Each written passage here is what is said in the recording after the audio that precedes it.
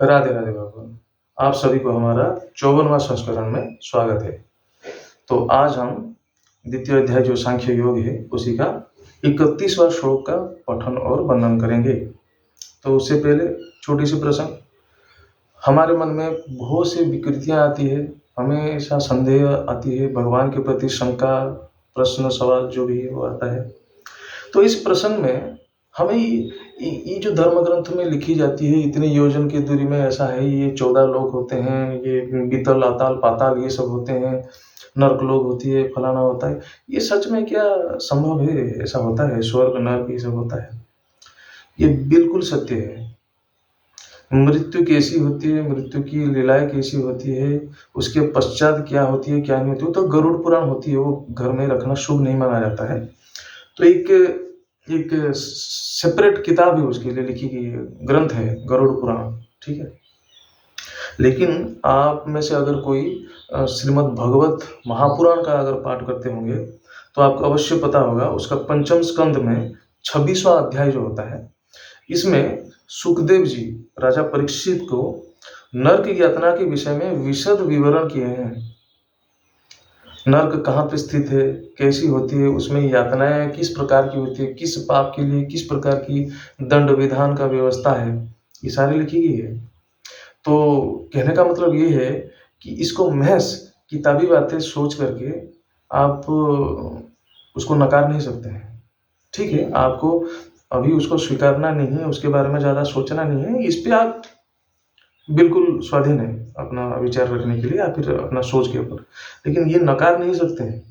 आपको दिखाई नहीं दे रहा है वो अलग बात है, लेकिन भागवत महापुराण में लिखी गई एक एक चीज, क्योंकि जितने हमारे महापुराण हैं, उपांग है, उपनिषद है, सारे के सारे चीजें जो है वो वेद से ही निष्कृत की गई है।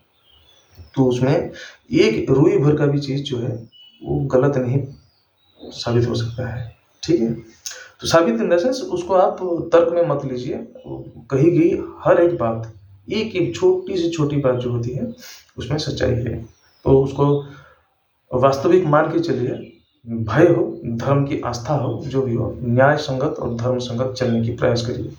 तो चलिए इस प्रसंग के साथ हम और आप आगे बढ़ते हैं। श्रीमद् भगवद गीता है पाठारंभ। ओम अखंडमंडलाकारं व्याप्तं येन चराचरं तत्पदं दर्शिनं येन तस्मै श्रीगुरवे नमः। शुक्लांबरधरं विष्णुं शशिवर्णं चतुर्भुजं प्रसन्नं वदनं ध्यायेत् सर्वविघ्नोपशान्तये। नारायणं नमस्कृत्यं नरं चैव नरोत्तमं देवीं सरस्वतीं चैव ततो जयमुदीरयेत्। व्यासं वसिष्ठनप्तारं शक्तेः पुत्रमकल्मषं पराशरात्मजं वन्दे सुखतातं तपोनिधिं। व्यासाय विष्णुरूपाय व्यासरूपाय विष्णवे नमो वै ब्रह्मविदे वसिष्ठाय नमो नमः। अचतुर्वदनो ब्रह्मा दिव्याघ्रो हरि अभालोचनो शम्भुर्भगवान् बादरायणः। तो देखिए हमारा जो 31वां श्लोक है इस प्रकार का है। श्री कृष्ण जी अर्जुन जी को समझा रहे हैं, जदाति मोह कलीलम बुद्धिर्व्यतीतरिष्यति तदा गन्तासि निर्वेदं श्रोतव्यस्य श्रुतस्य च श्रुतिभिः प्रतिपन्नोति जदा स्थास्यति निश्चलः समाधावचला बुद्धिस्तदा योगमवाप्स्यसि।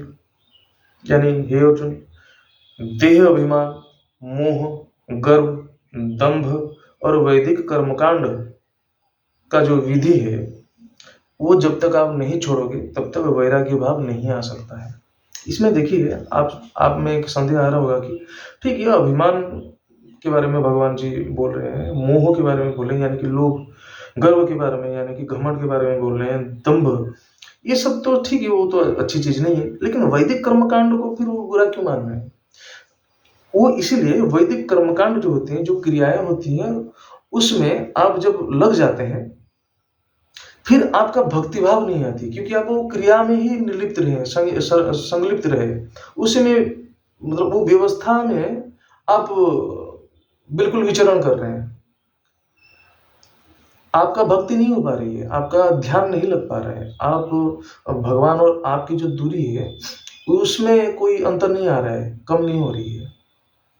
तो संसार में जो आदमी मतलब जो प्राणी जन्म लिए हैं उनके लिए ये सारे जो त्रिगुण हैं, जो सतोतम और जो त्रिगुण से ही माया की रचना की गई है, उसको छोड़ना है। फिर आपको जिसको बोलते हैं कि वैराग्य भाव जब तक आप नहीं लाते हैं, जैसे कि मैंने पिछले अध्याय में बोला था कि जो पंकज है यानी कि कमल का फूल है, वो पानी में रहते उसका जो पत्ता है वो पानी में रहते हुए भी, तैरते हुए भी उसमें पानी का कोई प्रभाव नहीं है, वो भीगता नहीं है, वो डूबता नहीं है। उसी तरह आप सारे कर्म करेंगे, संसार में रहेंगे, लेकिन वैराग्य भाव से रहना बहुत ज़रूरी है। तो आगे बोलते हैं कि वेदों तो यानी वेद में कही गई वेद के द्वारा जो जन्मा मोह है, वो कर्म इच्छा को आप जब तक नहीं छोड़ते हो, फिर जो निष्काम और विशुद्ध भक्ति है वो जन्म नहीं होंगे। ठीक है। और जो जिनको ज्ञान नहीं है, जो अज्ञ है, जिनको ज्ञान नहीं है, अज्ञानी है, ये इसको जानते नहीं है। और स्थित प्रज्ञ यानी कि जो ज्ञानी है वो इसको जानते हैं।